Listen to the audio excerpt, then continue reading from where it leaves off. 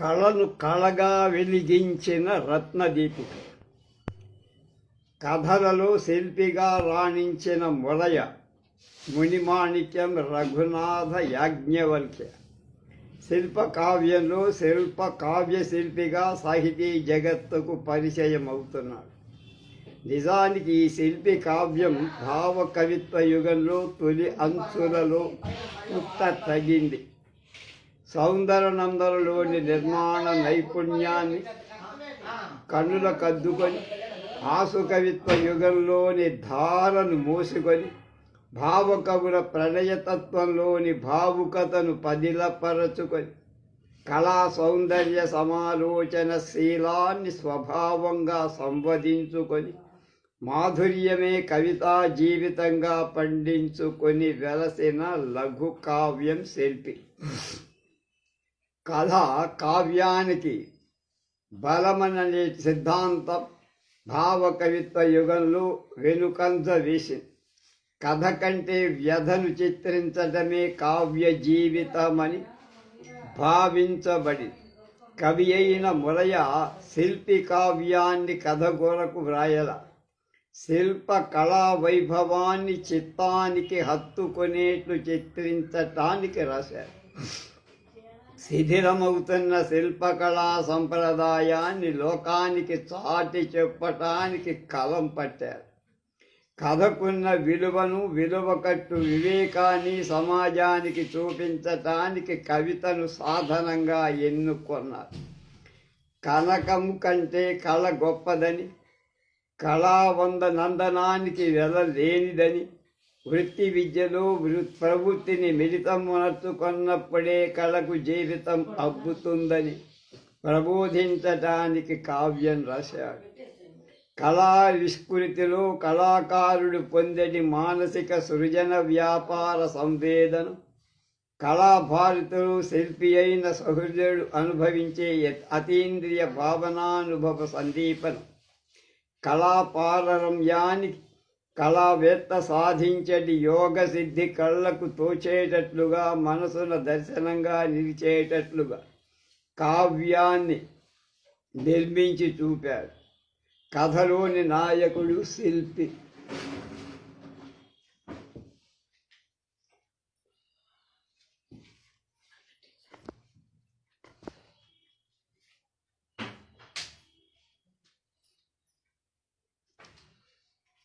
ఏమండి, అది మళ్ళీ ఆ మోటార్లో ఏదో ట్రబుల్ ఇచ్చింది. మోటార్ పొద్దున్న మీ వారు ఎవరు వేశారు? పొద్దున తెల్లజాము నేను వేసాను, రావట్లేదు, ఇంకా నేను వెళ్ళిపోయాను. అప్పుడు నేను చూశాను, నేను పూజ చేసుకుంటుంటే నాకు 3 సార్లు 4 సార్లు వేసినట్టు కాదు, తప్పుడైంది. నేను తెల్లజాము 5 గంటలకు అదే చూశాను. నేను 5ంటికి నీళ్ళు వచ్చినట్టు అనుకుంటున్నారు. సరే, ఆ తర్వాత నేను 8ంటికి గుడిలోంచి వచ్చి చూస్తే కరెక్ట్ నీళ్ళు రావట్లేదు. ఇప్పుడు అతను పంపించాక సాయంకాలం వస్తానని చూశాడు. అందులో మోటార్లో ఏదో ట్రబుల్ వచ్చింది. అది మోటార్లో ట్రబుల్. రేపు పొద్దున ఎవడో వస్తారు, వాడు కూడా ఇతను కూడా ఈ మామూలు మోటార్ కాదు, ఇది ఎప్పుడో కుమార్ మోటార్ అని ఎప్పుడో వేసినాం. అది రేపు పొద్దున అతను ఫౌండరీ వాడు వచ్చి చూస్తానన్నాడు. లేకపోతే ఇతనే వచ్చి తీసుకెళ్ళి చేయిస్తాడు. నాగరాజు కాదు, ఇంకొక పూర్వం నాగరాజు కాకుండా ఇంకో అబ్బాయి బాగా చేస్తున్నాడు. వంశీ అతనే చేస్తాడు. అతనే పిలిచాను, వస్తాడు. చెప్తాను, జాగ్రత్త చూసుకోండి. రేపు వస్తాడా? ఏం పర్లేదు.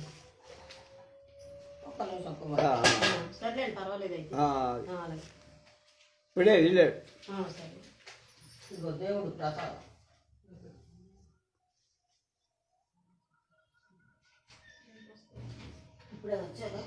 కళానందానికి వెలలేందని, వృత్తి విద్యలో ప్రవృత్తిని పరిణితం మనర్చుకున్నప్పుడే కళకు జీవితం అబ్బుతుందని ప్రబోధించటానికి కావ్యం రాశారు. కళా విస్మృతిలో కళాకారుడు పొందే మానసిక సృజన వ్యాపార సంవేదం, కళాభారతితో శిల్పి అయిన సహృదయుడు అనుభవించే అతీంద్రియ భావనా సందీపన, కళా పారవశ్యంలో కళావేత్త సాధించే యోగ సిద్ధి కళ్ళకు తోచినట్లుగా మనసుకు దర్శనంగా నిలిచేటట్లు కావ్యాన్ని నిర్మించి చూపారు. కథలోని నాయకుడు శిల్పి. ఆ శిల్పి నిర్మించే శిల్పం కవి ఆత్మీయతకు అభినవ దర్పణం. అలాగే అతడు శిలను చెక్కిన రసశిల్పి, ఇతడు భావాలను చెక్కిన రమణీయార్థ శిల్పి. కావ్యంలో చదివిన నాకు రవీంద్ర కవీంద్రుడు మానవ కళాశక్తిని గురించి చెప్పినటువంటి వాక్యాలు స్మృతిలో నిలిచాయి. Man as a knower is not fully himself. Hits mere information does not reveal him, but as a person he is organic man who has the inherent power to select things from his surroundings in order to make them his own. He has his own forces of attraction and repulsion, by which he not merely piles up things outside him, but creates himself. The principal creative forces which transmute things into our living structure are emotional forces. A man, where he is, బయటికి వెళ్తే తెచ్చు 4 వేలు కొబ్బరి పెడతాను నేను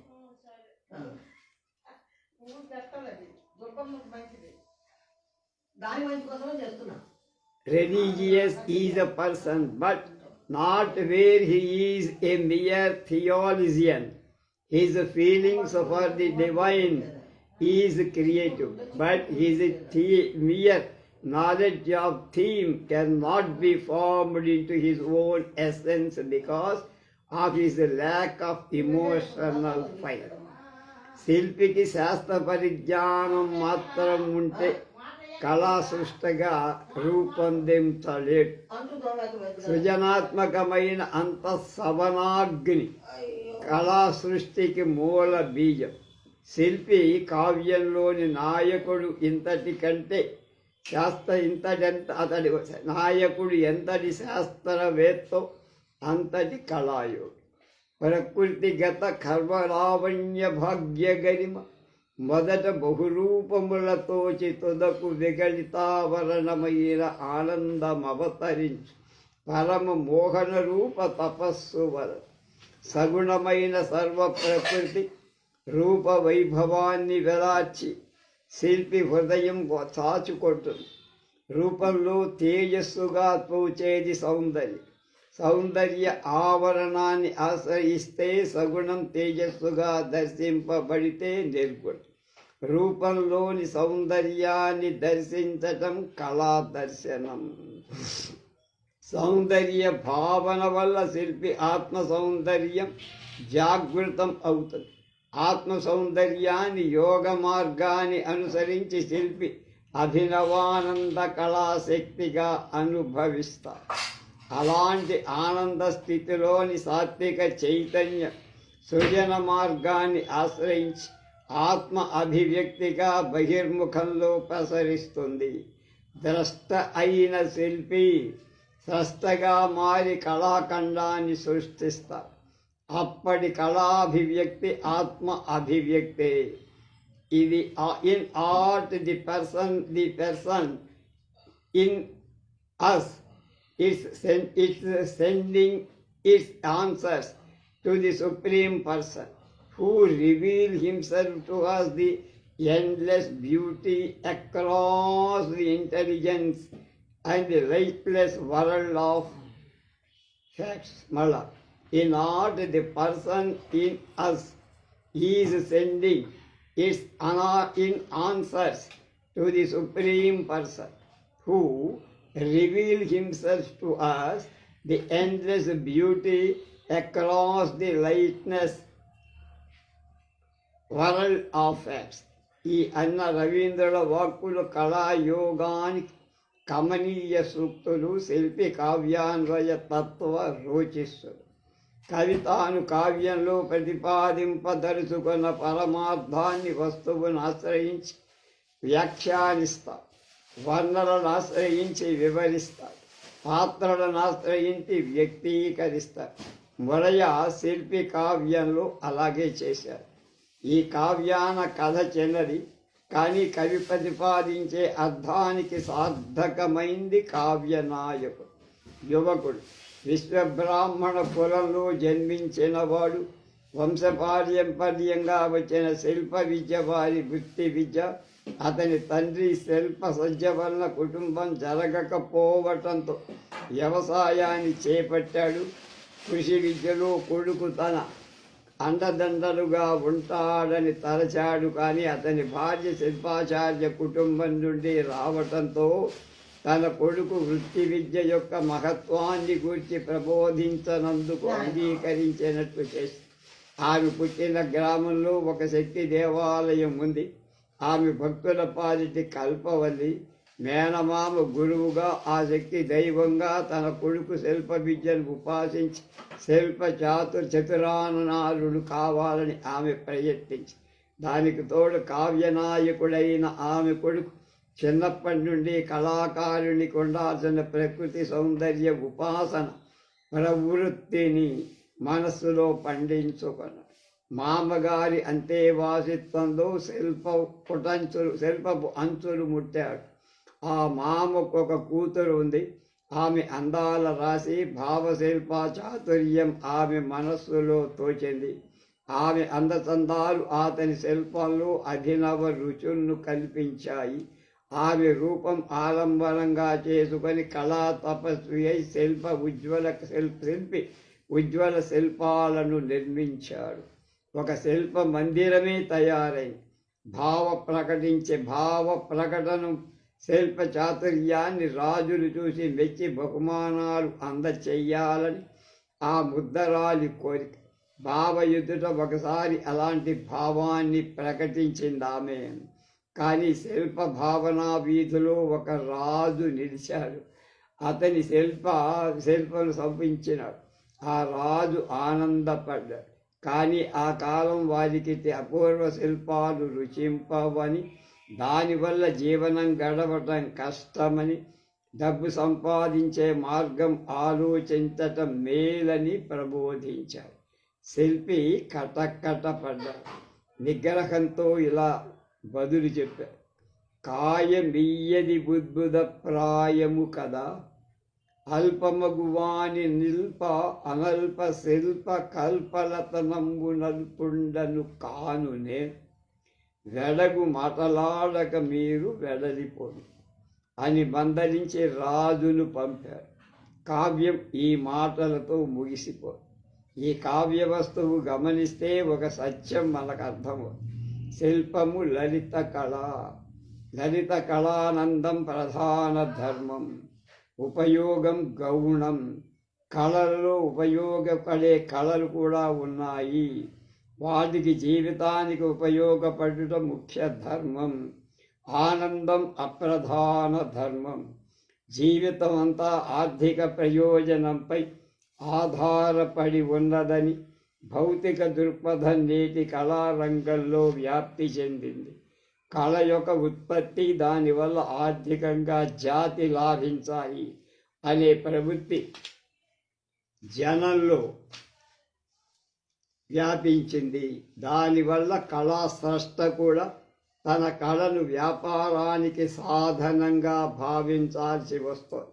అలా అయితే లలిత కళను ఆర్థిక ప్రతిపాదికతో, విలువలతో నిర్ణయించే సమాజంలో గౌరవం తగ్గిపోవటం సహజం.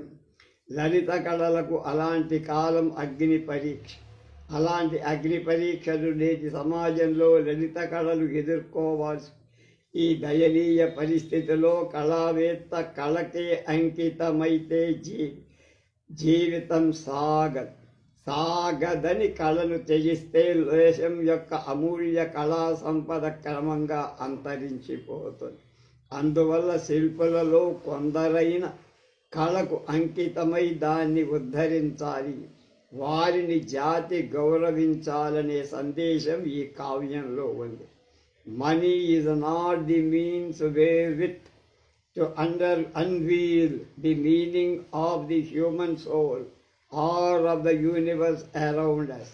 The world today teems with the ulcerous growth of huge management of corporations. But these gigantic organizations, with their highly mechanized commerce and industries, tend everywhere to paralyze our aesthetic sense and waste away our creative talents. Money is merely a convenience in our dealings with the world outside. It is not a wealth of the mind.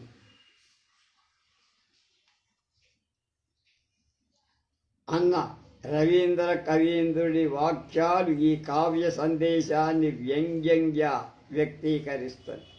శిల్పి కావ్యానికి వర్ణనకు రమణీయ కాసారం మరి మొరయ భావ కవితకు నిలువుటద్దం.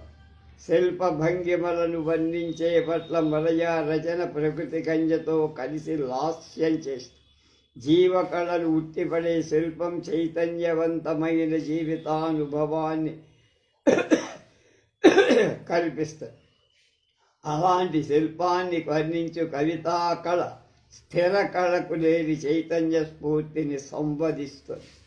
చేలకు దాపుగా ఇసుక చేర్చిన నెత్తగు కాలిబాటలో కాలువ గట్టు పైన నెగగట్టిన మేలగు నూలు చేరతో చాలియు చాలకే మిగుల చక్క బిగించిన పట్టు రైకతో పాలెము వీడుతును వడిగ పట్టిన మేగడి కాంత ఎవరో అని మొరయా వర్ణించిన ఒక శిల్ప భంగిమ సజీవ దివాభిసారికలాగా భావుకుడి చిత్తరంగంపై నడయాడ కలిగిన నవవధువుల రామ చలత్తు సౌందర్య విలాస శిల్పకళకు పరమావధి. దాన్ని వర్ణించిన కవిత రమణీయానికి నర్తన భూమి. మొరయా కవితలో ఇట్టి సజీవమూర్తులు అడుగున దర్శనమిస్తారు. శీసపద్యాల్లో శిల్పి యొక్క సృజన వ్యాపార మనోవికాస దశావస్థలను వర్ణించి చూపటం మొరయా ప్రత్యేకత. మత్తుకి ఒక సీసం ఆనందంబున ఆతడాలోచనము సేయ నవ వసంతమ్ములే నాట్యమాడు. కమనీయ భావనాగరికమమ్ము కలుగగా గిరిశృంగ నిర్జరులు పరువులెత్తు. ఎదలోని కదలికలు చదలేటి అలలు కాన్ మందానిలంబులే కందలించు. పెనవేయు మధురోహ మనము మదింపగా హిలా మనోజ్ఞ సాగిత్యము.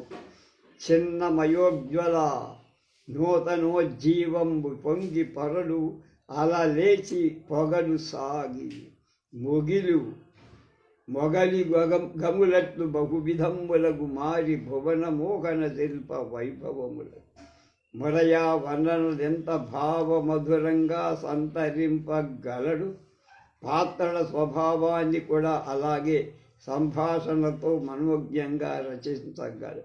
ఒక్కొక్క పాత్ర ఒక్క ఆలోచన సరళికి ప్రతినిధి.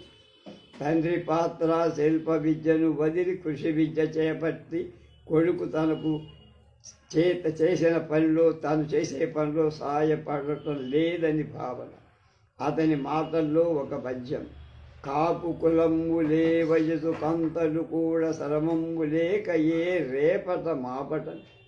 తవిలి రివ్వున వీచడి చల్లగాలిలో వీపుల బరువులు నీయు వేగ పొలమ్ములకేగుదించి ఆయా పనులందు సాయపడి అన్నల తండ్రుల మెప్పునందరి.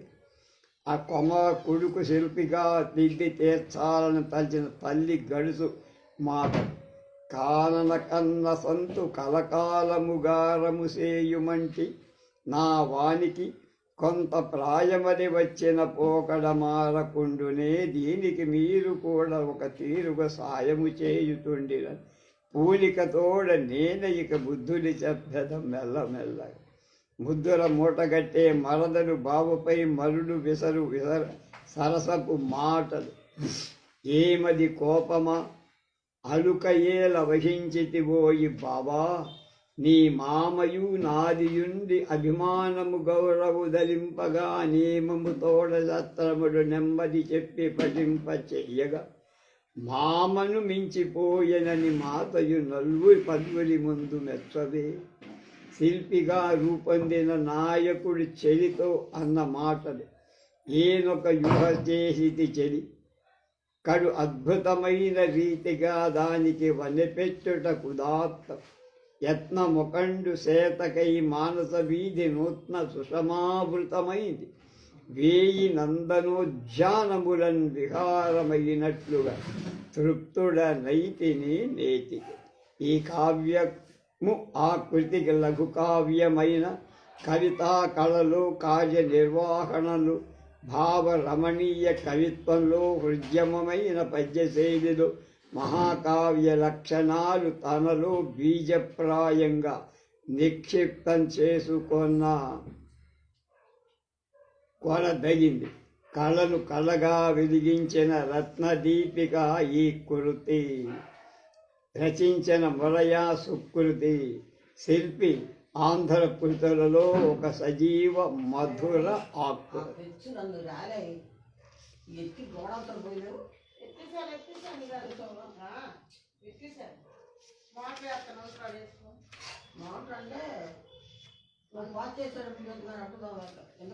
కాళిదాసులోని ఏకతార 34.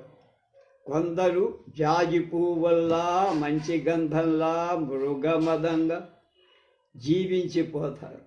వారి బ్రతుకు వాసనలు పుట్టిన చోట, మెట్టిన చోట సువాసనలు సుడులు తిరుగుతూ ఉంటాయి. వాటిని భద్రపరుచుకునే వారు ఉండటం అదృష్టం. వాటికి అక్షర జగత్తులో ఆవిష్కరింపగలిగే కవితా హృదయాన్ని పొందటం ఆ జీవి చేసుకున్న సుకృతి. ఆట వెలది పద్యాల్లో ప్రతిఫలించిన వెలది అటువంటి అదృష్టవంతుర. ఇది స్మృతి గీతి. ఇందులో శోకతాపం సహజం. కానీ ఆ తాప తీక్షణతకు తగ్గించగలిగే పూర్వ రాగ స్మృతులు. కొన్ని స్మృతి కావ్యాలు చదువుతుంటే వియోగ శోక తీవ్రతకు తట్టుకోలేము. కొన్నిటి చదువుతుంటే వాస్తవ జీవితాల వలయం నుండి తప్పించుకోలేము. ఈ 2 రకాల కావ్యాలు సహృదయులకు సన్నిహితాలు కాలేవు.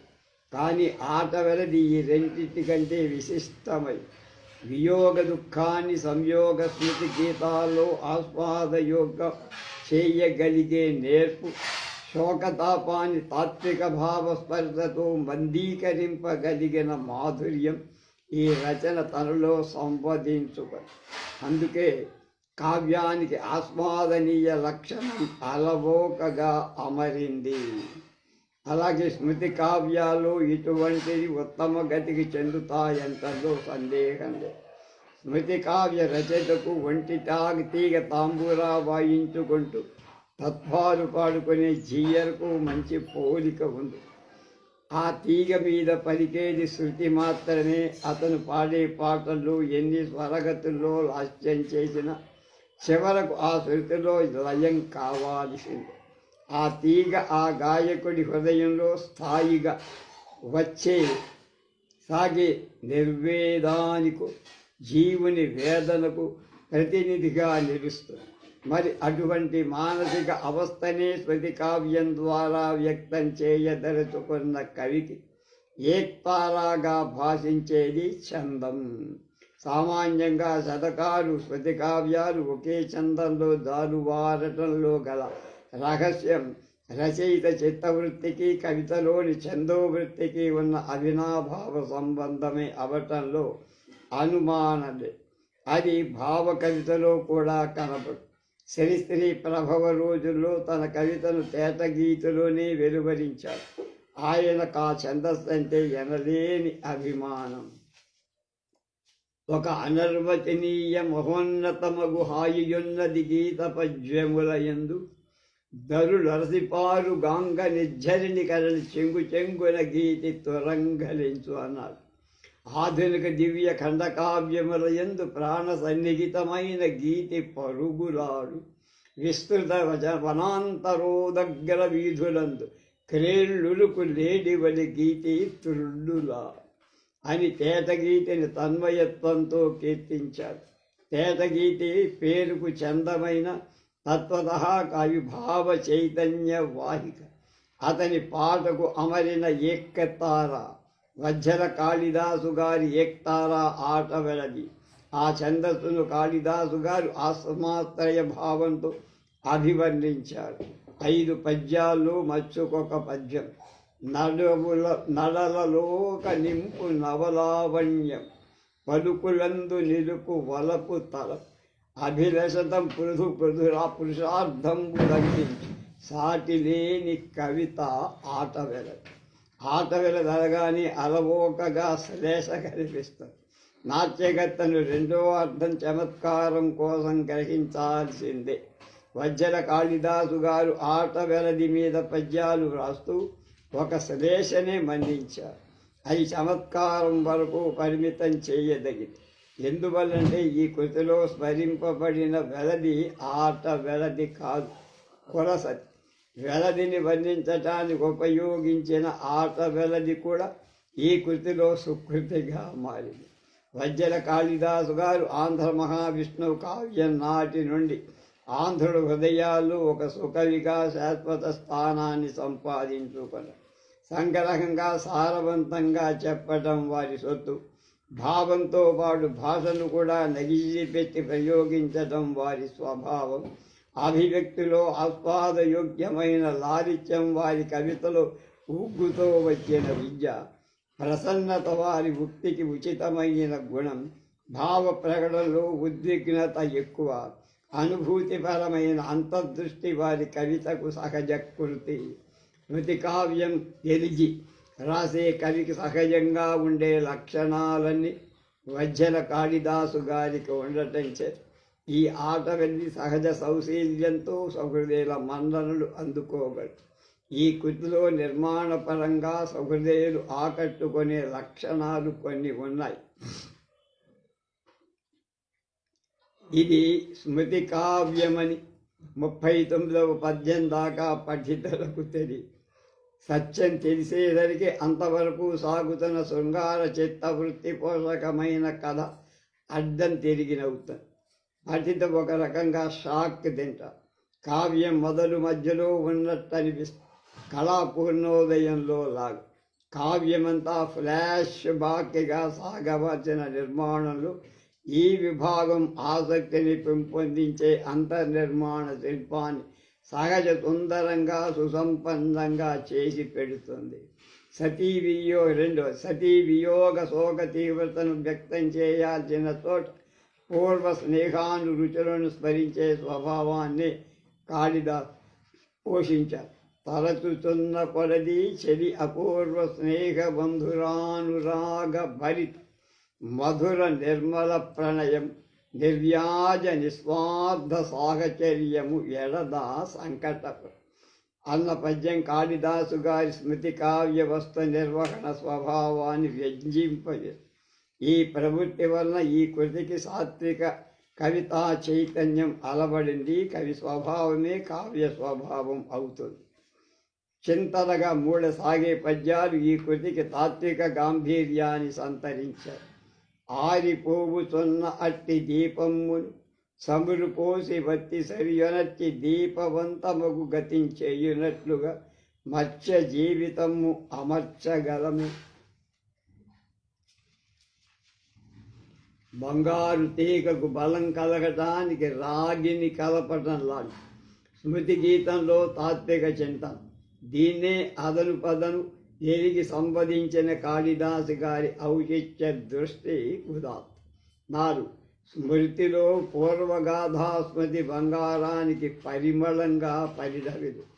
రురు ప్రమదల వృత్తాంతం 84-85 పద్యాలు కవి హృదయంలో నిజస్థితికి బింబ ప్రతిబింబ భావాన్ని కలిగి. 5. వియోగ దుఃఖంలో సూక్తి సుధలు జాలువారడం ఈ రచనలో మరొక విశిష్టాంశం. భావం జాలువారిన పద్యాలు కొన్ని, తత్వం రూపుకట్టిన పద్యాలు కొన్ని, సూక్తులుగా మెరిసే మౌక్తికాలు కొన్ని ఈ కృతికి మువ్వెన్న మురిపాన్ని సంతరించి పెట్టాయి. సూక్తికి ఉదాహరణ భావశూన్య కవిత, వారిహీన సరస్సు నీటిలేని సరస్సు, వాసనా విహీనమౌ సుమము, కరుణలేని మనసు, కాంతి లేని గృహం, భారరహిత జీవితము వమ్ము. వీటన్నిటినీ మించి ఈ కావటంలో సహృది రసింపజేసే లక్షణం ఇందులోని పద్యాలు ఒక్కొక్కటి రమణీయ భావచిత్రం. పూర్వస్మృతులనన్నిటినీ నెమరు వేసుకుంటున్న రచయిత రంగురంగుల ఛాయాచిత్రాలతో అమర్చబడిన ఆల్బమును తిరగేస్తున్నట్లు, మనకు చూపి మురిపింపచేస్తున్నట్లు ఉంటాయి. ఈ చిత్రపట దర్శమూర్తి ఈ కృతికి గాథామయత రసవ్యక్తిని సంతరించి పెట్టింది. మరచిపోలేని గాథా చిత్రాలు ఎన్నో ఉన్నాయి ఇందులో మొత్తం పద్యాలు 116. ఈ సంఖ్య శతకంగా చదివింపు కానుగా లెక్కింపటానికి వీలవుతుంది. కాళిదాసు గారి ఇందులోని వెలది ప్రేమమూర్తి కాకుండా ఆరాధ్యమూర్తిగా కూడా భావించి అక్షరార్చన చేశారు. ఇందులో స్త్రీని పురుషుడు ఎన్ని అంతస్తులో అందుకోగలడు తత్వతః నిరూపించినట్లయి. పరలోక గతురాలు దేవత కావటం సహజం, కానీ కవి భావనల్లో ఆమె ఇహలోకంలో కూడా దేవతే. చివరకు ఆమెని ఇహపరంగా భావించే అద్వైత స్థితి అందుకున్నాడు రచయిత. నీవే సర్వమనుతు నీయందే మనసుంచి పరము మరచి నీవే పరమశక్తి అని భగవత్ ప్రభావమందైక్యమైనంత పొందగలుగుతుందు మోక్షపదం. వియోగం యోగంగా మారిన చివరి అవస్థ ఇది. రచయిత అధిరోహించిన భావశిఖరం ఆటబలది అధిరోహణకు ఆలంబనం. ఎత్తును బట్టి ఈ కావ్యం సత్తువ కూడా తెలుస్తుంది. ఇది రూపానికి ముక్తక కావ్యం. ఇందులో ఒక్కొక్క పద్యం ఒక రమణీయ భావ చిత్రణ. మొత్తం మీద భావ కవిత్వం, చదివిన అనుభూతిని స్మృతి కావ్య స్వభావంతో అందించే విశిష్ట కృతి. ఆట వెలదిలో ఆడుకున్న అమరజ్యోతి, ఆట వెలదిగా జారువారిన ప్రేమగీతి, కవితలోని ఏక తారా. శ్రీ వజ్జల కాళిదాసు రచించిన ఆట వెలది కావ్యాన్ని 1988లో సుబ్రహ్మణ్యం గారు రాసిన ముందు మాట. రేపు 35వ వ్యాసం నా ప్రభు.